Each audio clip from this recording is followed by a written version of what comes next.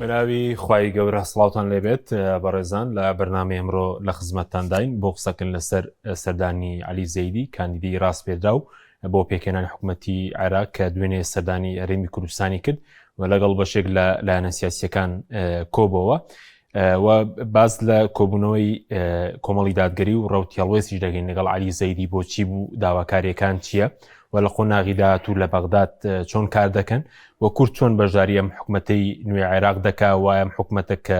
ماوە دەستوریەکەی بڵین ماوە یاسایی دەبێت لە ماوەی 30 ڕۆژ پێک بێنرێ دەتوانرێت پێک بێنرێ و ئایا ئەو مافانە چین کە پێویستە بۆ کورد لەم کابینەیە چارەسەر بکرێن و لە کارنامەی عەلی زەیدی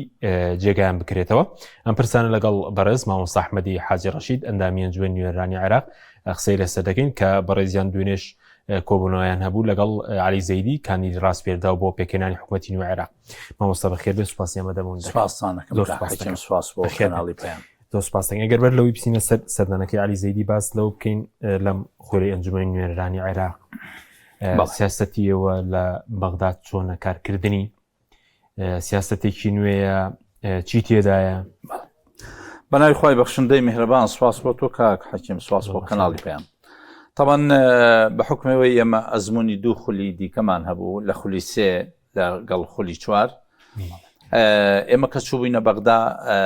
هێزەکانی دەرەوەی پارتی و یەکێتی بە شپرزی چوبووینە بەغدا، بەڵام خۆشبەختانە لەم خولەدا پێش ئەوەی سوێندی یاسایی بخۆین دەست پێش خەریەک لەلایەن کۆمەڵی دادگەری وەکرا لە کۆتا کۆبوونەوەی ساڵی 2025 لە مانگی 12 دەست پێش خەریەک کرا کە من ڕاستپێران بۆ ئەوەی لەگەڵ هێزە سیاسیەکانی دەرەوەی پارتی و یەکێتی قسە بکەم، بەڵێ تەلەفۆنم بۆ هەمووی ئەو 4 هێزە سیاسیە بە خۆشمانەوە تەلەفۆن بۆ ئەو 3 هێزە سیاسیە کرد، برایانی یەکگرتو و هاوڕێیانی نەوەی نوێ لەگەڵ هاوڕێیانی هەڵوێست لەگەڵ برایانی یەکگرتو دانیشتمان ساز کرد بۆ ڕۆژی دوایی. هاوڕێیانی نەوەی نوێ وتیان جوابتان لێگیرنەوە، دیار بوو بە باشیان نەزانی کە کۆبنەوە یا هەم با بڵێن لەو هاوپەیمانیە بەشدار بن. دوایی برایانی یەکگرتو لەگەڵ هاوڕێیانی هەڵوێست برایانی هەڵوێست دانیشتین. سەرەتا بە حکمی هەندێک گرفتی تەکنیکی کە لەو کاتا برایانی یەکگرتو هەموو لە سلێمانی نەبوون، نەمانتوانی کۆبنەوەکان بەردەوام بکەین، بۆیە توانیمان لەگەڵ هەڵوێست بە 2 کۆبنەوە گەیشتینە دەرەنجامی ئەوەی کە ئێمە هاوپەیمانیەک پێک بێنین و جۆرێک لە ئۆکەی برایانی یەکگرتویشمان وەرگرت بوو کە ئەوان هەماهەنگە بن لەو بارەوە هاوپەیمانێتێک بەڵێ هاوپەیمانێتێک بەڵێ تەبەن ئەو هاوپەیمانەیە لە بارگای کۆمەڵی دادگەری دروست بووە بە بەشداری مەکتەبی سیاسی کۆمەڵی دادگەری و بە مبارەکەی جەنابی سەرۆکی کۆمەڵی دادگەری بەڕێز ماوسالی باپیر، بۆیە ئەو ڕاستپاردەی کردین کە ئەم جارە بە یەکریزی هێزەکانی ئۆپۆزیسیۆن بچنە بەغدا، بۆیە توانیمان پێشەوەی سوێنی یاسایی بخۆین ئەو هاوپەیمانیەمان ئیعلان کرد. ئێستا ئەو هاوپەیمانێت هەیە لە بەغدا؟ ئەو هاوپەیمانێتیە کە چووینە بەغدا کاندیدێکمان هەبوو بۆ جێگری سەرۆکی ئەنجومەنی وەزیران، برای بەڕێزم دکتۆر ڕێبوار بوو، ئەوە بوو منافەسەیەکی زۆر ئەکتیڤمان کرد لە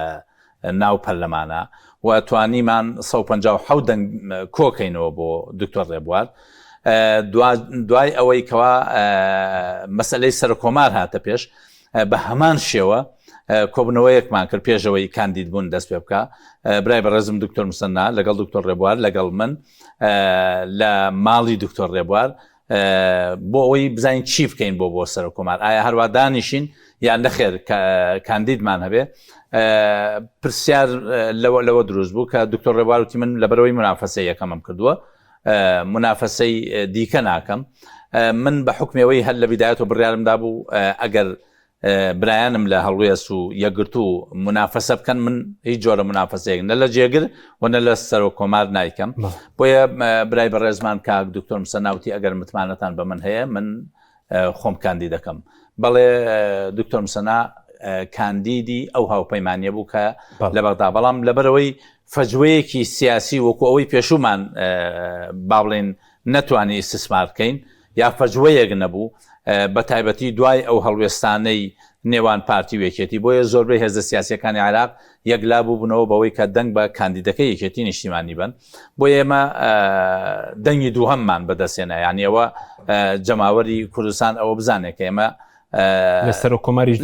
کۆمار دەنگی دووهەممان هێنا لە جێگری سەرۆکی ئەنجومەنی نوێنەرانیش هەر دەنگی دووهەممان هێنا کە بۆ ئاخرجان جاری یەکەم هەمیشە یەکەم بووین دووجار بەڵام جاری دووەم بە قەزیەکی ئێستا هاوپەیمانێتیە ئێستا ئێمە ئەو هاوپەیمانێتی ئێمە لەسەر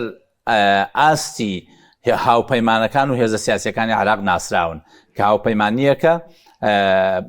با بڵێن مرەشەحمان هەبووە بۆ 2 پۆست و لەگەڵ سوودانی دانیشتین بۆی بەشداری حکوومەت بکەین چکە هەر سێلایەنەکەمان ئیتفاقمان لەسەر ئەوە بوو کە لە هەرێمی کوردستان ئێمە ئۆپۆزیسیۆنین لە بەغدا هەوڵە دەین کە بەشداریمان هەبێت لە حکوومەت بۆیە هەر لە بیدایەتەوە لەگەڵ محەممەد شیع سوودانی دانیشتین کە ئەو کاتەی ئەو با بڵێن ناوی دەهێنرا و یەکێک بوو لە کاندیدە بە هێزەکان بۆیە لەگەڵی دانیشتین و تەرحێوەمان کرد کە ئێمە 10 کورسین ئەمانەوێت بەشداری لە حکوومەتەکەی تۆ بکەین و زۆریشی پێ باش بوو با غەیری ئەو دوو هێزە سیاسیە کوردیە خەڵکی تر لە ناو وەزارەتەکانە بێ لە ئێستادا کە کاندیدەکە گۆڕاو دوایەوە ئیتالی تەنسیقی نەیتوانی کاندیدێکی ناو هێزەکانی خۆی دیاری بکە 2000 کاندیدێکی لە دەرەوەی هێزەکان دیاری کردووە کە بەڕێز عەلی زەیدیە عەلی زەیدی کە کاندید کراوە بووەتە ڕاستپێراو بۆ پێگەێنانی حکوومەت لە ئێستادا بە دوای ئەو هێزە سیاسیانە ئەگەڕەیە کۆبنەوەیان لەگەڵاکە کە بەشداری لە حکوومەتەکەیان بکەن بۆیە عەلی زەیدی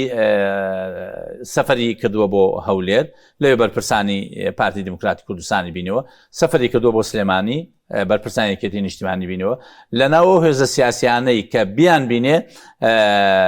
بڕیاریان دابوو کە ئەو هاوپەیمانیە ببینن ئەو هاوپەیمانیەش عادەتەن دوێنێ دانیشتنمان لەگەڵا کرد ڕوویی سیاسی ئەو مانزانی و ڕوویی اقتصادی ئەو مانزانی دوای دیوەسەرەوە بەس بۆ چی بڵێن لەبارەگەی ڕەوتی هەڵوێز بوو کۆبوونەوەکە ئایا پێشتر هەماهەنگی کرابوو یاخود تەنە سەردانی یەکێز بوو یاخود سەردان بوو بۆ لای ئەو هاوپەیمانێتیە لە ڕاست ئەگەر سەیری ئیتاری تەنسیقی بکەی کاک حەکیم ئەگەر سەیری مەجلیسی سیاسی سوننە بکەی هەر جارێ لە بارەگای هێزێک لە هێزەکانە هەر جارێک لە بارەگای هێزێک لە هێزە شیعەکانە کە ئیتاری تەنسیقی کۆبێتەوە هەر جارێک لە بارەگای یەکێک لە هێزەکانە کاتە کە مەجلیسی سیاسی ئێمەش هاوپەیمانێتێکین کە دروستبوونی ئەو هاوپەیمانیە لە بارەگای کۆمەڵی ئیسلامی کۆمەڵی دادگەری پێگەێنراوە و سەردانی بەردەواممان هەیە بۆ بارەگای یەکتر چه برایانی هەڵوێز دێن بۆی رە چ ئێمە چین بۆیە چه مەسەن سەردانی دیکەمان هەبوو مەسەن فراکسیۆنەکان کۆبوونەوەی هەر سێ فراکسیۆنەکە لە فراکسیۆنی کۆمەڵی دادگەریە بووە لە بەغدا کاتێک کە ئیعلانی هاوپەیمانەتەکەمان کردووە کاتێک کە بڕیارماندا بەڕێز دکتۆر ڕێبوار کاندید بێ دوایی کە بەڕێز دکتۆر موسەنا کاندید بێ هەموو ئەوانە لە با بڵێن فراکسیۆنی کۆمەڵی دادگەریە بووە کە ئەوانەی کە سەردانیان بینی بێتیان بارەگاکەمان بارەگایکی ڕەمزیە گینا مەسەن شوێنێکی گەورە و گران و ئەوانە نییە بۆیە کاتێک کە ئەبیتە هاوپەیمانی بە دەوری ئەو بابەتە دروستە بێ خاڵی لە هەمووی گرنگتر من خۆم بۆ خۆم گرنگ نییە لام لەکوێ دانیشم هەر جارەمە مەسەن ئەو جارە لە بارگای هەڵوێز دانیشین جاری ئایندە لە بارگای یەکگرتوو دانیشین جاری ئایندەتر لە بارگای کۆمەڵ دانیشین نەخێر هەموو کۆبنەوەکان لە هەر شوێنێک بێ من هیچ ئیشکالێکم نییە لە فراکسیۆنی هەر لایەکمان بێ من هیچ ئیشکالێکم نییە لەو بارەوە بۆیە کاتێک کە هێزی سیاسی ممارسەی سیاست ئەکا ئەبێت تەجاوزی هەندێک عوقدەی نەفسی بکە خاڵێکی دیکە کاتێک گەیتە سەر تەوازنی با بڵێن کورسی کاتێک عەلی زەیدی کە سەیری فراکسیۆنەکانە کاو دراسەیەەکە هەڵوێز 5 کورسیە یەکگرتوو 4 کورسیە کۆمەڵی دادگەری 1 کورسی هەیە بۆیە ڕاستە کە ئێمە خۆمان بۆ خۆمان یەک کورسیەکەی خۆمانمان لا بە ئەندازەی چەند کورسیەک لا گرنگە بەڵام کە دێتە سەر مەسایلی سیاسی تەوازنی کورسی دەوربینێ کاتی خۆی من لە 2010 لەگەڵ داوامکردن نوێنەرەکەی عەبادی بینم بۆ پێگەێنانی حکوومەت ئەو کاتە کە لەگەڵی دانیشتم یەکەم قسە بۆ ئەوەی زۆر لە کورتی مفاوزاتەکە ببڕینەوە زۆر کاتی جەنابێش و بەرنامەکە نەگرم لێم پرسی ناوی سەید سادق بوتم سەید سادق ئێوە تعامل لەسەر ئەساسی مەبادی ئەکەن یا لەسەر ئەساسی مەقاعد وتی لە عملی سیاسیە ئوستاز لە ناو هێزێکی سیاسیە یا لە ناو کۆمەڵە هێزی سیاسیە کە هاوشێوە بن تعاملی مەبادی ئەکرێ لەگەڵ لە پێهێنانی حکوومەتە تعامل لەگەڵ مەقاعداکرێ و چەند کورسی هەیە وتی من کە سەیری هێزە کوردیەکانەکەم یەکەم جار ڕۆکەمە ئەو هێزەی کە زۆرترین کورسی هەیە بەدوای ئەوەی کە دووەم زۆرترین هەیە ئەوەی سێم زۆرترین هەیە ئێستا تەسەلسولەکە بەو شێوەیە ینی من حەزمە کرد کۆمەڵی دادگەری لە هەمووان زیاتر کورسی هەبووایە بەڵام ئەوە واقعەکەەوە بێت واقعەکە تعاملی بێت لەگەڵا بکەین بۆیە هەندێک خەڵک بۆ لە بارگای هەڵوێست دانیشتۆ ئایا کۆمەڵی دادگەری خۆی بارگای نەبووە لە ئەسڵ عەلی زەیدی بۆ لای هاوپەیمانیەکە هاتووە بۆ لای هەڵوێست نەچۆ بەتەنها و بۆ لای کۆمەڵ نەهاتووە بەتەنها بۆیە ئاساییە لە بارگای هەر شوێنێک بێ ئێمە هاوپەیمانیەکین کە ئەو بابەتە باش ئەی چیتان پێوت کارنامەکە ئەوەی کە قسەتان لەگەڵ یاخود چیتان لێ خوێندنەوە کە ئێمە بۆلاتان بڵێن ئەوەی کە پێویست بوو بمان بێ ئێمە بەرنامەیەکمان حازر کردبوو کە خۆی لە 20 خاڵا بینێ وتمان ئێمە حەز ئەەکەین بینە ناو ئەو حکوومەتەی کە تۆ پێکی هێنی بەڵام ئەمەش بەرنامەی پێشنیاتکراوی ئێمەیە بۆ ناو منهاجی وزاری چکە منهاجی وزاری لە پێگەێنانی حکوومەتی عێراقا دەنگی لەسەر درێبێتە جزئێک لە قانون یعنی ئیلتیزام بەوەوە ئەبێتە جزئێک لە قانون بۆیە پێشنیارمان بۆ کرد لە 20 خاڵا قسمانە بەردەسی و کە ئێمەمانەوێ ئەم خاڵانە لە ناو منهاج داخلیەکە تا ڕنگ بداتەوە ئەوە مەرجەکانی ئێمە بۆ لە کاتێک خاڵات چەندی پەیوەندی بە حیزبەوە چەندی پەیوەندی بە خەڵکەوەیە یعنی ئەگەر هەچکە سەیریکە ئەزانەیە لەو 20 خاڵە هەر 20 خاڵەکەی زیاتر پەیوەندی بە خەڵکەوە بە خەڵک و جەماوەرەوە هەیە بەڵێ چکە سەباسی جێبەجێکنی بڕیاری دادگای فیدراڵی دەکەن بۆ جێبەجێ مەسەڵەن بۆ جەماوەرە ئەو هێزە سیاسیانەی کە پێگەێنەری ئەو هاوپەیمانیان مەسلەی دادگای فیدراڵی کەسیان متەزەڕر نەبوون لەوە لە هەمان کاتا کاک حەشیم ئەو سکاڵایی کە تۆمار کراوە برایان یەگرتو تۆماریان کردو و محکەمەی اتحادیە و بڕیارەی بەشێک لە سکاڵاکە برایان یەگرتو تۆماریان کرد لەگەڵ مامۆسایانی ناڕازی و لەگەڵ هەندێک هێزی سیاسی تر کە ئێمە لە دەرەوەی ئەو قەزەیە کەواتە ئەمە یەکێکە لە دواخوازیەکانی هێزە سیاسیەکان بەڵام لە بەرژەوەندی خەڵک مەسەڵەن باسی دەرمانمان کردو لەو قەزەیە ئێستا گەورەترین کێشەی ئێمە ئەزانی دەرمانەکە ئێمە ڕۆژانە مەسەڵەن لە هەفتەی پێشووە ئێمە چەند داواکاریەکی خەڵکی هەرێمی کوردستانمان بردووە بۆەوەی دەرمانی سەرەتان نییە لە هەرێمی کوردستانە یعنی ئیشی پەرلەمانتار ئەوە نییە کە داواکاری هاوڵاتیەک لە هەرێمی کوردستان و بە وەزاری سەحە بەڵام ئێمە ئەومان لە ئەستۆ گرتووە مەسەن دەرمان بۆ پارێزگای هەڵەبجە مەلەفی داواکاریەکانی شاری پارێزگای هەڵەبجەمان بردووە بۆ وەزارەتی تەندروستی بە حکمەوەی لە حکوومەتی کاربەڕێکەرە ئێستا ئەو وەزیرەی کە ئێستا تا ئێستا وەزیری سەحەیە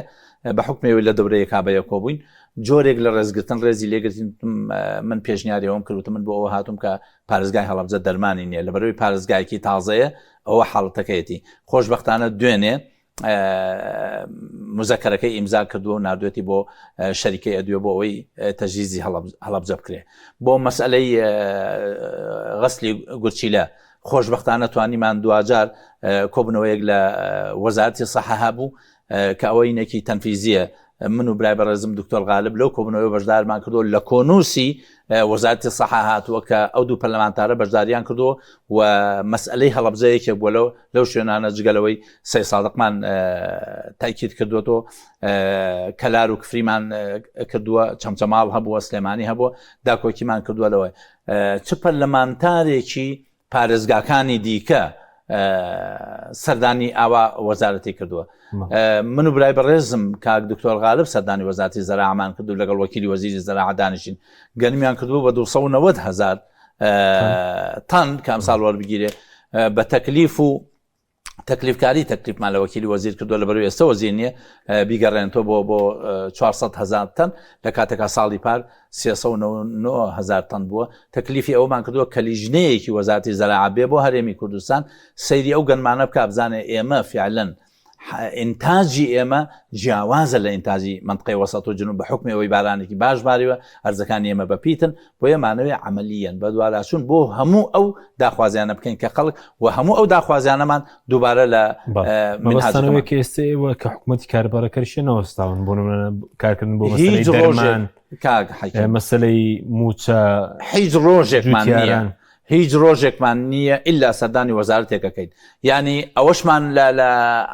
ئەو سیفەتەی کە پەرلەمانتار هەیەی کابێ دەوای لیقا بکە چکە ناکرێت ڕاستە خۆ بڕۆیتە وەزارەتەکە و جۆرێک لەوەی هەندێک پەرلەمانتار ئەوەی پێ قورسە خۆی بڕاتە بەردەم وەزارەت و ئایا وەزیر لەوێ بیا لەوێ نەبێ ئەیکەنە ژوور نایکەنە ژوور ئیشەکەی بۆکرێنە بڕیارمان داوە هەموو ڕۆژێک ئەچین لە بەردەم وەزارەتەکە دابەزین و ڕاستە خۆچی نەژرۆ وەزیر لەوێ لەگەڵ وەزیر دانیشین لەوێ نییە لەگەڵ وەکیل دانیشین لەوێ ئەوەی ئیشمان هەبێ ڕاستە خۆی گەینە مەسن هەفتەی پێشووتر چین بۆ لای وەزیری سەحە لەوێ نەبوو لەگەڵ مدیری مەکتەبەکەی دانیشتومان ئەم کتابەمان زەرورە وەزیر واژوورمان بۆ بکە دوای جوابمان بگەڕۆ واژووی کردووە بە واتساپ جوابەکەی بۆ نردوینەوە مەسن ئێستا کە با بڵێن هەفتەی کارکردنمان لە بەیانیەوە دەست پێەکە 7 شوێنمانداناوە بە دوواداچوونی بۆ بکەین کە ئەندامانی ئەو هاوپەیمانیان کە ئەو بە دوواداچوونانەکەن بۆ تەواوی ئەو شوێنانەی کە ئیشی خەڵکی هەرێمی یەکێک لەوانە کە بە دوواداچوونە بۆ نەوتی پارێزگای هەڵەبجە و پارێزگای سلێمانی کە تا ئێستا نەوتی ساڵی پارمان بە تەواوی بۆ نەوتی سپی بەڵێ بەس باسی ئەوشتان کردووە کە سوتەمەنی هاوتای عێراق بکرێ لەخەکانی بانکی ڕاستەقینە بکرێتەوە بۆ عەلی زەیدی ئەوە زۆر بە چڕ و پڕی ئەوە زۆر بە چڕ و پڕی باسکرا کە بۆ بنزین لە حکوومەتی عێراقیە بە 450 بێ لە هەرێمی کوردستان بە 1000 یا 1200 یا 1200 بێ یەکێک لە بەڵێنەکانی کە بەڵێنێکی شەفەیە دایوتی ئەو مەسەلە دراسەیەکی وردیەکەین بۆی ناکرێت لە عێراقا جیاوازی هەبێت لە نرخی سوتەمەنی بۆ هاوڵاتە بڵێ عەلی زەیدی خۆی داواکاری یعنی هەندێک باسمان مناقەشاتمان کرد لەسەر هەندێک مەسائلی جیاوازی لە نێوان هەرێم و بەغدا چ نەوتی سپی بێ چ بەنزین بێ چ گەنمی جوتیاران بێ هەموو ئەمانەمان باس کردووە لەگەڵ عەلی زەیدیە لە یەکەم کۆبنەوە بۆ کۆبنەوەکانیشمان بەردەوامە بێ لەگەڵیە بەردەوام دەبن کۆبنەوەی تریش دەکەن لە بەغدا لەوێ وتی لەبەرەوەی ئێستا کاتەکەمان کەمە ئەم قەدەرە کافیە بۆ ئەوەی یەکتر بناسین و بزانین ڕوئیای ئێوە چییە لە بارەی پێگەێنانی حکوومەتەوە بۆیە لە بەغدا درێژە بە کۆبنەوەکانمان دەی باش بەس خۆ بۆ سوتەمەنیەکە ئێستا 50,000ش لە مانگی نۆوە لە بڵێن زیاتر ئێستا 10 میلیۆن بەرمیل لەو دەکەدانرا بۆ سوتەمەنی ناوخۆ بەستا ئێستا هەوڵاتیان لی سوودمە نەبوورچوونی بۆ ناکەن یەکێک لە بەرنامەیەم هەفتەیەمان ئەوەیە بە دوواداچوونەکەین چکە ئێمە بەرنامەیەکمانەیە هەفتانە کۆمەڵێک مەلەفات ئەنووسین هەریەکەمان لای خۆمان دوای گروپێکمان هەیە لەو گروپە دایانەین کێ بەم کارە هەڵەسێ کارەکان تەوزیعەکەین ئەگەر ملاحەزەی پەیجەکان و ئەکاونتەکانی من و دکتۆر غالب کەی زۆربەی کات من و دکتۆر غالب بەیەکەوە بە حکمی ئەوەی من اختصاصەکەم مالیە دکتۆر غالبی اختصاصەکەی نەوتە زیاتریش مەلەفەکان لەم دوو تەوەرا خۆیان نەگرن بۆیە زۆرێک لەو ئەرکانە ئێمە ئەیگری ناستۆ باشە بەس لەوێ باسی ئەوشتان کردووە دامەزران هەبێت بەسەرێک لەو شتانەی کە وتمان ئێستا سێکەمەکان خاوەن بڕوانە دەتوانی زانک و پەیمانگا ئەوەمان باس کرد بەڵام بە شێوەیەکی گشتی وتمان ئیعادە نەزەرێک بکرێتەوە لە مەسائلی تایناتە حرەکەی مەلاک لە هەرێمی کوردستان هەیە بەڵام کەس نازانێت کێ داهێنێن چکە ئێستا ئەمڕۆ بڵاو بوو سراوێکی وەزارەتی تەنووسی 23 پەرستەریان دامەزرانەوەی زانکۆی ئەمریکی لە دهۆک ساڵی پار خوێندنیان تاوا کرد و لە کاتێکاوانەی تر دانامەزرێ ئەوە مەسەلەن برای بەڕێزم دکتۆر ئازاد بۆ منی نار لە کاتێکا هەڵەبجە دەوای ئەوەنیان کردووە کتابەکەی هەڵەبجە پشتگوێ خراوە بەڵام لە هەمان کاتا بۆ زانکۆی ئەمریکی ئەو ژمارە پەرستارە ئێمە لەگەڵ ئەوان کە بۆ دهۆک و غەیر دهۆک و هەولێر و هەموو شوێنەکانی هەرێمی کوردستان و عێراق خەڵک دابن بەڵام ناکرێت جیاوازی لەوا بکرێ ناکرێت جیاوازی لەوا بکرێت بۆیە ئێمە اعتراض دەکەین لەسەرەوە و ئەو اعتراضێشمانە بینە ئەو شوێنانەی کە ئەو بابەتی لە یەکلای یەکێت زەگەر بوو جەبێ و کاتە پشکیدا مزران بۆ هەرێمیش دەبێت چوە خەڵکێکی زۆر چاوەڕێ من قەناعەتم وایە حرەکەی مەلاکە بێ دامەزان بەو شێوەیە نابێتەوە چونکە ئێمە ژمارەی فەرمانبەران چووەتە ئاخر ئاستی خۆی بەڵام حرەکەی مەلاکمانەیە ساڵانە ژمارەیەکی زۆر خەڵک خانشینە بێ یا فەسڵە بێ یا خۆی وازێنە و استقالەکەوە چێتە کەتی تایبەت هەموو ئەمانە بێ بەو خەڵکە شایستە پڕکرێتەوە کە مەسەن سێیەکەمەکە تاسە لە هەرێمی کوردستان دانەمەزراوە بۆیە ئەوە یەکەم مەسئولیەتی هەرێمە کە خەڵکی خانشین بۆ لەو شوێنانە دایانمەزرێنێ و ئەرکی دووەم حکوومەتی ئیتیحادیە کە ئەو قەرارە بۆ عێراق دراوە ئەبێ متابعەکەی پەرلەمانتاران بکەن بزانین هۆکارچیەکە ئەو سێیەکەمە دانەمەزراون ئەی لەسەر موچەوەنە شەرقستان کە چکە ئێستا خەڵک بۆ موچەی مانگی چواریش هەر چاوەڕێ سەمڕۆ سی پێنج ئەو مەلەفەمان وتمان ئەو مەلەفە پێویستی بە تەفسیلە وتمان پێماوە دوتمان ئەو مەلەفێکەیە مەلەفی موچە خۆران وتمان مەلەفێکی تەفسیلە ئەمانەوەی لە کۆبنەوەی دووەم و سێهەم باسی ئەوەت لەگەڵ بکەین یا دوای پێگەێنانی کابینە ئەوەت لەگەڵ مناقەشە بکەین چکە مەلەفی موچە لای ئێمە ئەولەویاتێکی قوسوای هەیە کە ناکرێت چیتر ئەم مەسەلەی موچەیە بەو شێوە بێ ینی ئەوەندە کاتی هەبوو وتی من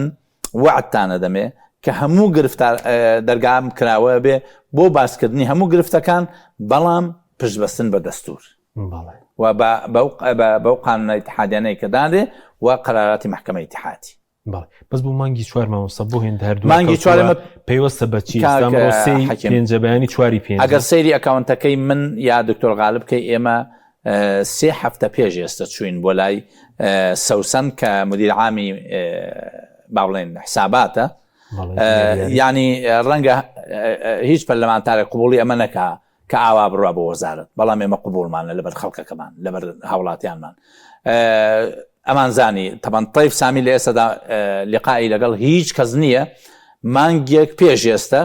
من لە ڕێگەی برای بەڕێزم شێخ فەیسەڵ ئیساویەوە توانیم لقاعێکی وەرگرم هەرچەند دوای کە پرسیارەکانم لێ کردو و دام بەزان تەیف گلەیە کردبووی من لەگەڵ هیچ پەرلەمانتارێکدا نەنیشتوم نابوایە ئوستاز ئەحمەد ئەوەی بڵاو کرد چکە گلەیەکی زۆر بەڵێ گلەی زۆرم هاتوۆتە سەر ئەڵێن بۆ لەگەڵ ئەوان دانیشتووی چکە من ڕسمەکەم ڕسمی خۆم و شێخ فەیسەڵم بڵاو کردووە کە سەردانی وەزارەتی داراییمان کردووە بەڵام بۆ موچەی مانگی چوار ئەگەر بیاڵی بە ئەم مەسیجە بکە مەسەن مقابلەی هیچ ئەندامێک ناکە نایەت بۆ پەرلەمان بتەلەفۆنی هیچ پەرلەمانتارێکی جواب ناداتەوە ئێمە ناچار بووین کە خۆمان بڕۆین بە وەزارەتی دارایی تەبەن وەزارەتی دارایی لە پێشوەلێتە پرسنوتیان بۆ کوێ ئەچین وتمان ئەچین بۆ لای معالی وەزیرە وتیان معالی وەزیرە لێرە نێوتمان باش ئەچین بۆ مەکتەبەکەی خۆ ناکرێ بڵێن مەکتەبەکەشی لەوێن وتمان کتابمان پێ و لەوێ دایانین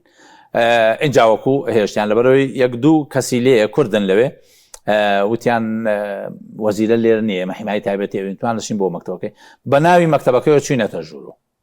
لەوێ وتمان ئەچین بۆ لای مدیر عامی موازنە وتیان مدیر عامی موازنەش لێرە نیە وتمان ئەچین بۆ لای مدیر عامی محاسبە بەڕێوەبەری ژمێریاری بەڵێ وتیان آخر کەس مقابل ناکاڵی ئیشی منیە وتمان لێرە دانیشین هەتاوەکو جوابمانە داتەوە بە ناچاری وتی با بێنە سەرەوە چوین و دانیشتمان لەگەڵا کردووە و یەکەم پرسیارمان پرسیاری موچەی مانگی چوار بوو کە ئەو تەمیلەکە وتمان موچەی مانگی چوارچی لەکەی وتی من چاوەڕێی ئەوەم هەرێمی کوردستان 120 میلیارەکە بخاتە حسابمان شکەوتی ئێمە پێویستمان بە 3 مەرجەیە مەرجی یەکەم ئیشعاری وەزارەتی نەوتە کابێ وەزارەتی نەوت بڵێ ئەوەنە نەوت تەسلیم کراوە خاڵی دووەم میزانی مراجعەیە کابێ هەرێمی کوردستان میزانی مراجعەی مانگی پێشووی نابێ خاڵی سێم 120 میلیارەکەی مەتوانێت بەکەم تریش رازین وایە وتمان آخر 120 میلیارەکە ئێستا هەرێمی کوردستانی دعایەوەیەکە کاڵە داهاتم کەم بۆتۆ وتی هەر چەند ئەزام داهاتیان کەم نەبووتۆ بەڵام مانگی پێشووی اتفاقمان لەسەر 80 میلیارد کردووە 43 تریلیۆنیان ناردووە 43 میلیاریان ناردووە بۆیە لە ئێستاداشە ئەو مەبلەغە قابلی بە تەفاوزە بەڵام با پێمان بڵێن چەندیان داهاتاتۆتە دەسۆ ئەو بڕداهاتە بە ئیتفاقە نێرین ئەگیناوتی ئەسڵی ئیتفاقەکە 120 میلیارد بۆیە لەوەتی هەیە موچەکانی هەرێم یەک سەبەبی ئەساسی تاخیری کردن ئەو 120 میلیاردی مانگی پێشوویش ئەو مەسلەی گرتنەوەی نەوت بەڵێ ئێستا گەر بڵین کەمتر لە 120 میلیاریش بنێرن ئەو کاتە موچە دێت وایە وەفدەکەی هەرێم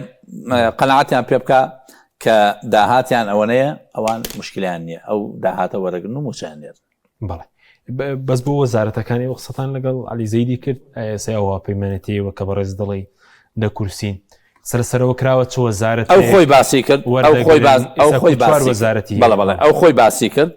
وتی ئێوە هاوپەیمانیە چەندێکن توان دە کورسیە وتی بە پێی ئەو وەحدەی ئینانە کە باس کراون ئێوە وەزارەتێکتان بەرەکە وەزارەتێکی خزمەت گوزاری نازانم وەزارەتەکە چێ چکە کورد چوار وەزارەتی بەرەکەوێ بەڵام کێشەیەک هەیە کاک حەکیم باشە مەسەلەن حیسەی کورد سەرۆک کۆمارە سەرۆک کۆمار جێگری سەرۆکی ئەنجومەنی وەزیران جێگری سەرۆکی پەرلەمان ئەمە سێ پۆستی سیادیە باش ناکرێ پارتی و یەکێتی بڵێن ئەمانە هیچ وەرن لەسەر کورسی ئەو چوار وەزارەتی تریش دابەشکەین ئەومان بە عەلی زەیدی وت وەتاکی دەکەینەوە لەوە کە ئەمانە ئەگەر وەزارەت بەخاڵە سەرۆک کۆمار بەخاڵە جێگری سەرۆکی ئەنجومەنی وەزیران کە پارتی بەتەمایەتی خاڵە جێگری سەرۆکی پەرلەمان خاڵە ینی ئەم دوو پۆستە بە بڕوای من لە پۆستی سەرۆک کۆمار گرنگترە جێگری سەرۆک وەزیران و جێگری سەرۆک وەزیران و جێگری سەرۆکی پەرلەمان دوو پۆستی سیادین یعنی هاوتان لەوانە بۆ چونکە سەرۆک کۆمار لە وڵاتێکی پەرلەمانیە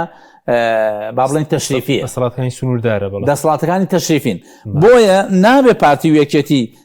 بیلەوە بکەنەوە یا بەو شێوەیە معاملە بکەم کە بڵێن ئەمانە هیچ وەرن دیسان لەسەر کورسی بەچی بکەین پارتی بڵێ من 26م بە کۆتاکانەوە کاتە 30 و یەکێتی بڵێ من 18 بە کۆتاکانەوە کاتە 19 و 20 و ئەمە ناکرێ ئەمە بە عەلی زەیدی مامود ئەگەر ئەتەوێ حکوومەتێکی تەوازن و کە حکوومەتی عراقی هەمیشە لەسەر سێ تەوەر پێگەێنراوە تەوازن مشارەکە تەوافق ئەگەر دەتەوێت حکوومەتەکە تەوافقی هەموو هێزە سیاسیەکان بێ ئەگەر دەتەوێت تەوازنی مکەوناتی تیابێ لە ناو تەوازنی مکەوناتە ئەگەر دەتەوێت تەوازنی هێزە سیاسیەکانی تیابێ ئەبێ چۆن بۆ ئێمە سەرۆک کۆمار خاڵە بۆ سونەژە بێت سەرۆکی پەرلەمان خاڵ بێ بۆ شیعەیشە بێت سەرۆکی ئەنجومەنی وەزیران خاڵ بێ بە هەمان شێوە جێگرەکانێ مەسەن سەرۆکی ئەنجومەنی وەزیران دوو جێگری هەیە دوو جێگری دێ بێ جێگری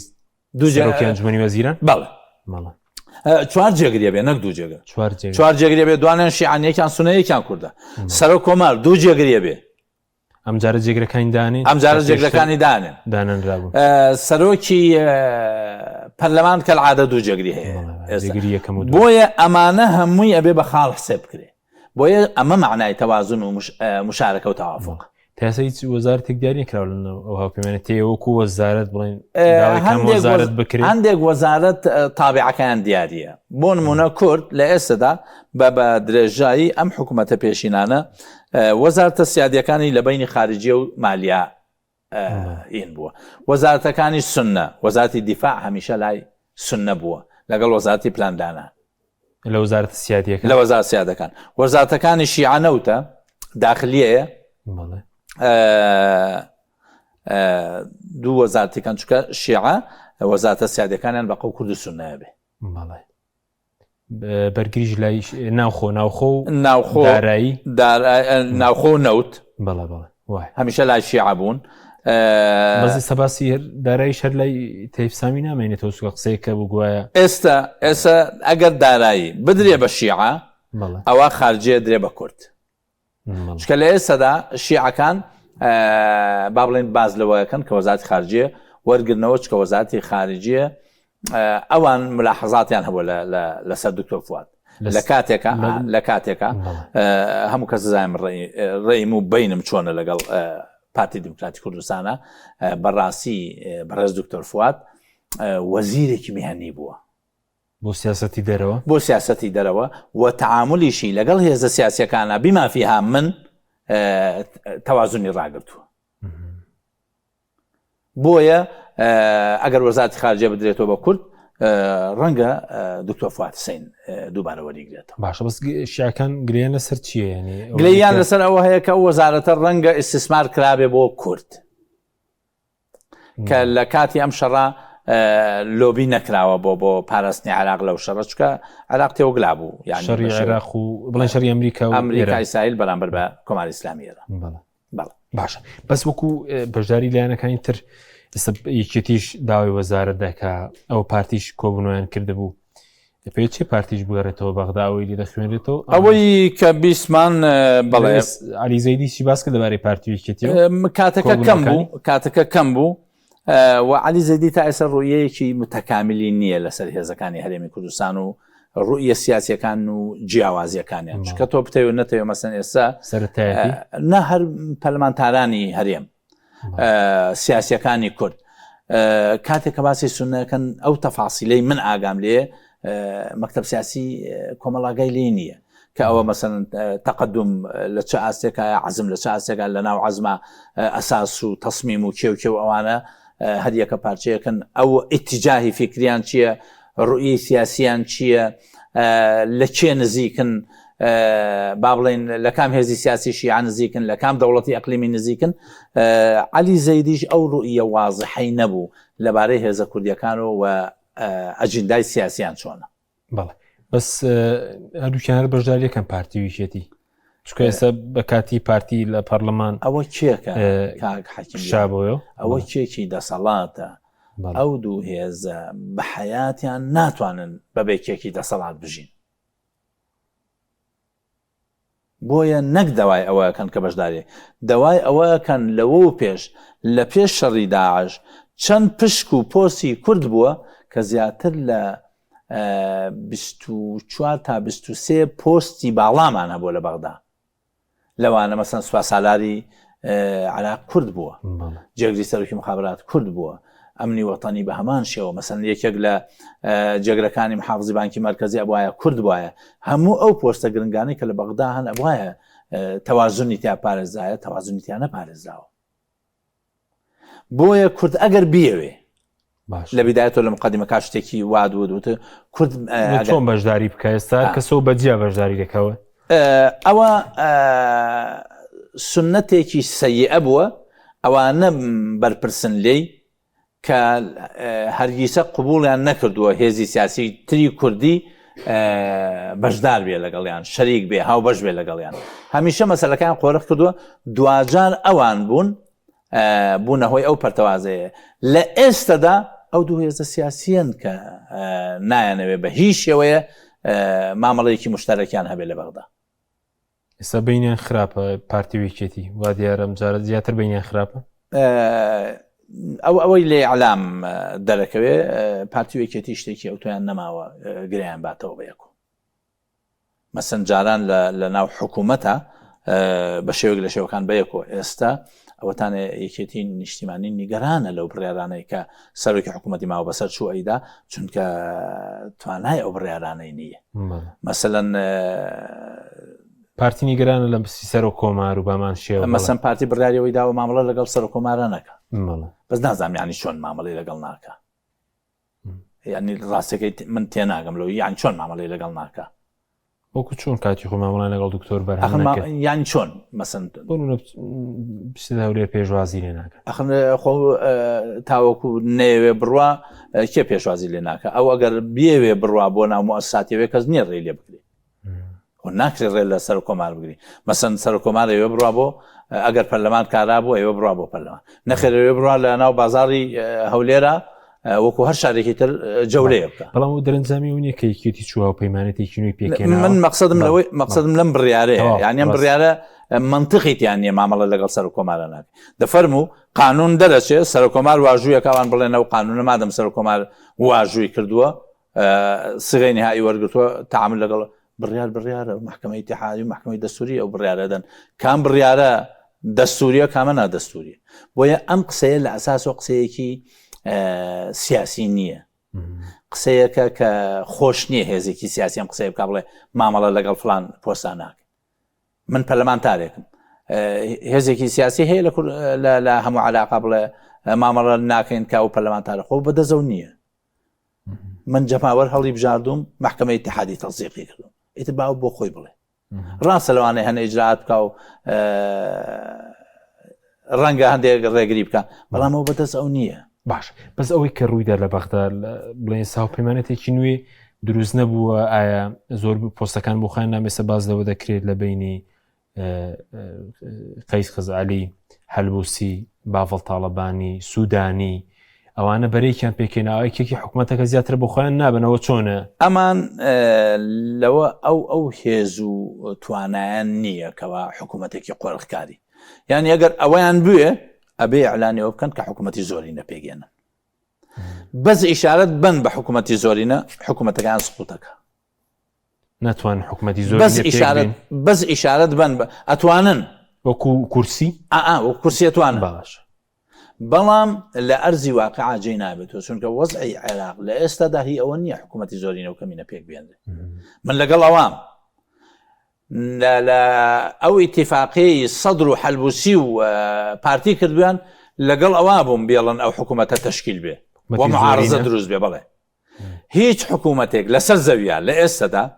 ئەگەر معارزەی نەبێ حکوومەتێکی سەرکەوتون نییە ئەم حکوومەتێک کە ئێستش پێگەهێنرێ کە ئێمە داوامان کردو بەشدار بین لەو حکوومەتە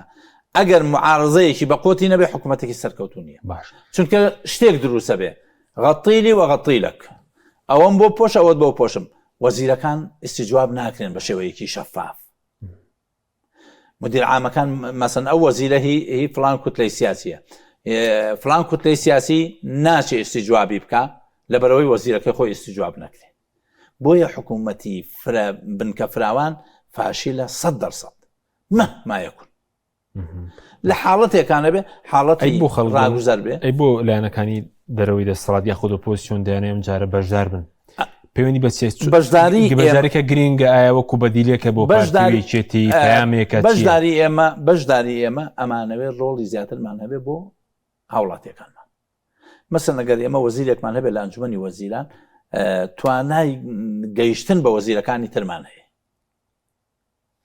چونکە من پێداویستیم تەنها لای وەزیرێک نییە ئەگەر وەزیرەکەی خۆم هەر وەزیرێک بێ تەنها پێداویستی خەڵکی من لای تەنها یەک وەزیر نییە لای کۆمەڵی وەزیرە کە لە ڕێگەی ئەو وەزارەتەوە توانم مامەڵە لەگەڵ وەزیرا بکەم لقاعاتم لەگەڵ وەزارەتە هەبێ بۆیە ئێمە ئەو هەوڵەی کە داومانە ئەگەر سەر بگرێ ئەگەر سەر نەگرێ کۆڵمان بۆ وەزارەتەوە هین نەکردو کاک حاجیم پاکستان ناکەوێت لەسەری شکاری بەرە چوونی هاوڵاتیان ڕۆژانە ئێمە وەزیرمان هەبێ و نەمان بێ متابعیش خۆمانەکەین ئێستا وەزیرمان هەیە نەخێر هەر لیژنەمان نییە تا ئێستا من لە هیچ لیژنەیەکانیم کار لە هیچ لیژنەیەکانیم و نیان هێشتۆ تا ئێستا بچمە هیچ لیژنەیەک بەس دەچی ئینشاڵڵا ئەو با بمێنێ بۆ کاتی خۆی مەسەلەن چۆن ئەمری منعی سەفەرم لەسەرە ئەمری منعی لیژنەشم لەسەرە لە کاتی خۆی ئەعلانێکم بەس دەچێتە سەرەوە تەفسیل نادەم بۆ دوایی باشە بەس وەکو عەلیزەیدی پێشبینی دەکرێت لەو ماوەی کە بۆی دانراوە یاخۆ زووتر حکوومەتەکەی لەدایک دەبێ چیتان لێ خوێندەوە لایەنەکان کەوتووەتە سەر ئەو لایەنە بەهێزانەی ناو ئیطاری تەنسیقی ناو مەجلیسی سیاسی سنی ناو هێزە کوردیەکان باش مەسەلەن وەکو جاران ناوەسن بە دیار هەموو هێزە کوردیەکانەوە یەک هێز دوو هێز بڕوە پێکێنن لە ناو سنە ناوەسن بە دیار هەموو سنەوە متفق یەک هێز دوو هێزی سنە بڕوە تەشکیلە بێ ناوەسن بە دیار هەموو هێزە شیعەکانەوە کە هیچ هێزێکی شیعی پاشەکشە ناکە هەموو هێزە شیعەکان بەشدارن لە حکوومەتە بیانەوێ حکوومەت لە هەفتەی داهاتوە دەنگی لەسەر بدرێ ئەگەر بیانەوێ بۆ دەڵێ ئەگەر بیانەوێ چونکە لە ئێستادا هەندێ وەزارەتی سیادی هەیە ئیشکالی لەسەرە لە نێوان شیعەکان لە ناو شیعەکان نەوت ئیشکالی لەسەرە داخلی ئیشکالی لەسەرە لە ناو سونەکانە وەزارەتی تەختیت و سەناعە ئیشکالی لەسەرە لە بینی تعلیمی عالی و تربیە ئیشکال هەیە لە بینی وەزارەتی دارایی و وەزارەتی خارجە ئیشکال هەیە کێ ئەو وەزارەتە ئێوێ کێ بەر کێکەوێ مثلا وەزارەت هەیە ڕێی هەیە کە بدرێ بە تەکنۆقرات وەکۆی پێشوو دراوە بە تەیف سامی هیچ کوتلەیەکی سیاسی نییە و پێرەچێ بمێنێتەوە تەیف سامی باس لەوەیەکرێ کە وەزارەتی دارایی ئەدرێ بە عەسایب و عەسایب مرەشەحەکان بریتێ لە تەیف سامی بۆ پێشتریش کاندیدی ئەوان بوو نەخێر کاندیدی سوودانی بوو کاندیدی سوودانی بەڵام ڕەنگە تەیف سامی چەند سیناو پەرلەمانی بەهێز نەبێ متمانە پێدانی ناو پەرلەمان ڕەنگە بەهێز نەبێت چکە هەموو پەرلەمانتارەکان باش هەوڵیان داوە بچن بۆ لای تەلەفۆنی بۆ بکەن بێتە پەرلەمان و ڕەفزیەوەی کردووە ڕەنگە پەرلەمانتاران هەڵوەستیان لێ وەرگرتوێ باشە جاوە نازانم ڕۆژی دەنگدانەکەی فعلەن بەرجەستە ئەبێ یا عسایی بەتوانێت بڵێ دەنگ نەدەن بە وەزیرەکەم دەنگ نادەن بە وەزیری کەس وەکو پێشوازی ئەمریکا لە زەیدی پێدوایوا دەکە یارمەتی دەری بێ لە پێکێنانی ئێرانیەکان پێشوازیان لێکرد بەتەکی چونکە هاوپەیمانی هێزە شیعیەکان زۆر لەوە ئەترسان کە هەر کاندیدێک تەرشیحکەن ئەمریکا ڤیتۆیە بێ لەسەری بۆیە ئەم مرەشەحە ڕاستەخۆ ترامپڵێ تەلەفۆنی بۆ کرد لە هاوڕێکی باشەوە نازانم بانکێشتی کردووە بۆ واشنگتۆن و ینی لە ڕاستیە کەس لەمەی ترامپ تێناگە ینی لە ناو عراقیەکانە لە ناو سیاسیەکانی عراق من سیاسی شیعەکان باز ناکەم چکە کۆنتاکتیان هەبووە ئەو پیاوە بزنسمانشی گەورەیە لە چۆن ئێمە لە هەرێمی کوردستانە هەموو بزنسمانەکان ئەناسین سیاسیەکان و غەیری سیاسیەکان بزنسمانەکان ئەناسین لە ناو سونا بزنسمانە سونیەکان هەموو ئەناسێن لە ناو شایشە بەڵام کەم سیاسی کورد هەیە ئەتوانم بڵێم بە پەنجەی دەست ئەژمێرێ کە عەلی زەیدی ناسیبێ من لە ناو لیژنەی مالیا بووم 7 ساڵ زۆر بەی جار باسی بانکەکان کراوە بانکی فلان و فیساروەلا هەتا هەر هەشتاوێک بانکەکە ناوی عەلی زەیدیم نەبیستووە لە یەک مەجلیسی مالیا نەمبیستووە حزوری هەبوو بێ بۆیە ترامپ کە ئەڵێ ئەی ناسم پیاوی چاکە سەیرە پێم سەیرانی باشە بەس ئێستا بەس لەوەکە کە دۆلاری ژاسانکاری بۆ کراوە هیچ کێشەیەک دروست بوو لە دۆلار و لەمە دو ئایا کاریگەری دەبێت مەسەلەی ئەسی کۆدایە کاگین دۆلار ئێستا و بەرزونزمی دۆلار ئەو بەرزونزمەی دۆلار نظامی ئەسی کۆدایە کە چۆنیانی ئەو بە ئەلکترۆنیکی خاڵسنووریەکان کاریگەریە ئەوە دۆلار کۆنتترۆڵەکە ئەگەر لە نظامی ئەسی کۆدانە بێ دۆلاری نادەنێ بۆیە لە ئێستادا دۆلار بە شێوەیەکی محدە دەڕاتە بازار بۆ کۆمەڵی کۆمپانیا ڕاتکەوە نظامی ئەسی کۆدا بەشدار بوون ئەگەر هەرێمی کوردستان ئامادە نەبێت لە ئەسی کۆدا بەشدار بێ هیچ کۆمپانیایکی هەرێمی کوردستان دۆلاری پێ نادرێت بۆ حواڵە دۆلاری پێ نادرێت بۆ حواڵ ئەوەیەکی کە لە کێشەکان لە بینی هەرێم بەغدا و سیستەمە تەمان ئەمان داوای تەرۆریستیان کرد 6 مانگ بۆیان تەرۆریست یعنی داوایان کردووە بخرێ 6 مانگ دو ئاخر ئەسی کۆدا دوجارەمان هەرێم هەرمە ماڵپەلەی کرد سوودانی ئەسی کۆدای سەپاند و ئەوەی لێکەوتەوە کە لێکەوتەوە ساریم پێ و پابند نییە و سیستەمە نەخێر باشە بە سەبارەت بە خانیشیان هەفتەی ڕابردووش قسەمان لەسەر کرد بەس پرسیارەکات و سەبارەت تەمەنی خانەنیشتنی هیچ قسێکی لەسەرە باز لەوە بکرێتەوە چۆن ئاخر ئەگەر چۆن دەکرێتەوە بۆ نمونە 63 ساڵ خۆی ئەو مەشروعی کاتی خۆی کە کرا بە 63 هێنرایە 60 یەکێک لەوانەی لە لیژنەی مالیە زۆر معارض بوو من بووم دکتۆرە ماجدە تەمیمی بوو چونکە تەمەنی 63 ساڵ لە تەمەنی 55 تاوەکو 60 ئەوە ئیتر ئەوجی خیبرەی فەرمانبەرە ئەوجی خیبرەی فەرمانبەرە تۆ دێ خیبرە لە ناو موەسساتان ناهێڵی ئەمە گەورەترین کارەساتە کە دروستیەکەی خاڵی دوو سەبارەت بەو شەخصە مەسەن ژیانی خۆی جەدوەلە کردووە لەسەر 63 ساڵ اینجا تەقاو دەبێت تۆ 3 ساڵ پێش ئەوە بڕیاری بۆ ئەدەی ژیانی لێ تێکەچێ چکە لەوانەیە کۆمەڵی قستی کردبێ بڵێ پێش ئەوەی خانشین بمە و قستانم تەواوە بێ ئێکاتی خانشین یەکەی موچەکەی بێ بە نیو ڕنگ بە بێ بە یەک لەسەر سێ ئێوە ژیانی لێ تێکەدەی جگەلەوەی خەبیر ناهێڵی لە مەجالەکە ژیانی عینەکەش تێکەدەی اینجا بێجگەلەوە خانشانی هەرێم بێجگەلەوەی پێش وەختی خۆی پێشەوەی خۆی ئامادەکە خانشینیەکەی خاڵی دوو ئەوەی کەوا مستحقاتێتی نایدەیتێ بۆ چونکە تۆ بوویتە سەبەبەوەی 12 موچە لە عێراق وەرەگیرێ لە هەرێم وەرناگیرێ چکە سندوق خانشینە نییە و تەسلیمە نەکردو بە عێراق تا لەوە بیدەنێ چکە ئەگەر سندوق خانشین هەبووە لە هەرێم کاک حەشیم ئەو پارەی لە فەرمانبەرانی هەرێم بڕاوە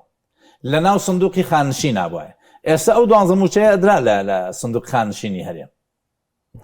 ئێستا نایدا عێراق ئەڵێ مەرجم هەیە سێ مەرجم هەیە مەرجی یەکەمیان تەمەنە مەرجی دومیان خزمەت مەرجی سێمیان استقطاعی تەقاعودیە تۆ پارە نەداوەتە سندوقەکەی من بۆیە من ناتوانم لە سندوقەکەی خۆم بدەمێ بۆیە ئەبێ وەزارەتی مالیە بیدا وەزارەتی مالیش ئەڵێ ئێمە کاتێکە و بڕیارە جێبەجێکراوە گەیشتونەتە ئیتفاق لەگەڵ هەرێمی کوردستانە تەخسیساتی مالی نەکراوە بۆ ئەو 12 موچەیە بۆیە بێ لە موازنەی داهاتوە موازنەی داهاتوو کێ ئەتوانێەوە بچەسپێنێ ئەو وەزیری دارایی کە کێوێ ئەگەر کورد ئەو وەزارەتەی وەرگرت خانە نشینان با گوێم لێ بگرن باش ئەگەر کورد ئەو وەزارەتەی وەرگرت وەزیری هەر لایەنێکی سیاسی بوو نەیتوانێ ئەو 12 موچەیە بۆ ئێوە سابتکە ئەوە خیانەتی ئەو حیزبە و ئەو شخصەیە لەو خانشینانەی کە ئەو 12 موچە بە وەزیر دەکرێت پەرلەمانتار ناکرێ ئەو قەزیە بە وەزیر دەکرێت پەرلەمانتار نادۆ پەرلەمانتار سەلاحیەتی نییە 1 دینار زیادکە باشە بەس ئەگەر ئێستا تەمەنی خانشینی لە 60 بکرێت 63 دەبێت پرۆژه یاسا بێتەوە پەرلەمان تعدیلی پرۆژه یاساکە یا لە پەرلەمانەوە دەکە زواژوو کۆکەنەوە بڕاتە سەرۆکی ئەنجومەنی وەزیران یا سەرۆک کۆمار دووبارە بێتەوە ناو پەرلەمان یا خۆت مەشروع قانونەکە لە ئەنجومەنی جارێ هیچ بڵین شتێکی لەو ناسەلاحیەتی نییە هین حکوومەتی کاربڕێکە ئەبێ حکوومەتی تازە تەشکیل بکرێ ئەو یاسایە لە ڕێگەی حکوومەتە تازەکە بێتە ناو پەرلەمان سوپاس دەکەین بەڕێز مام ئەحمەدی حاجی ڕەشید زمان کردی سوپاس ئێمە دەبوون دەکەین سوپاس سوپاس بۆ بینەرانی بەڕێز سوپاس باوکارانم خواتان لەگەڵ